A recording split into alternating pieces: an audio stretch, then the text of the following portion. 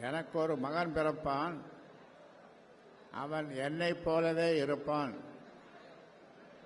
ஆனால் எனக்கு நடந்த கொடுமை உங்களுக்கெல்லாம் தெரியும்.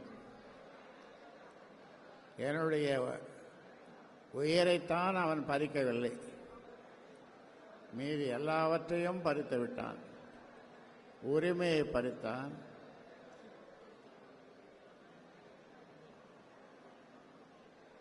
என் வியர்வை, நான் சிந்திய வியர்வை, அந்த வியர்வையை வீணாக விடக்கூடாது.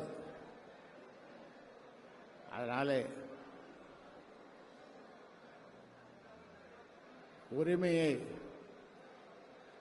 அந்த உரிமையை இனி யாரும் பறிக்க முடியாது.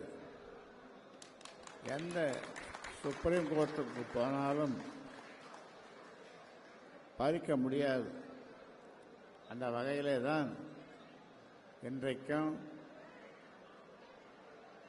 டெல்லி ஹைகோர்ட்டிலே வழக்கு தொடர்ந்திருக்கிறோம். சூழ்ச்சியினாலே தன்னை தலைவன் என்று சொல்லிக் கொண்டிருக்கிறான்.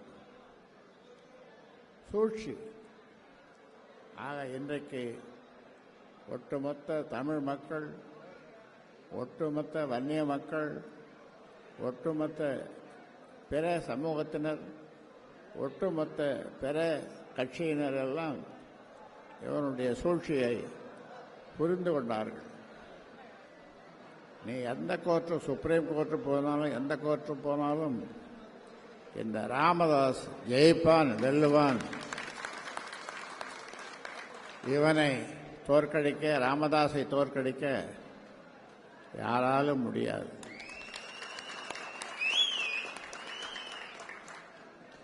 உரிமையை பறிக்க எண்ணாதே, உடைமையை பறித்துக்கொள். என்னிடம் என்ன இருக்கிறது பறித்துக்கொள்? எல்லாவற்றையும் தான் பறித்துக் கொண்டாயே, என்னிடம் ஒன்றும் இல்லை.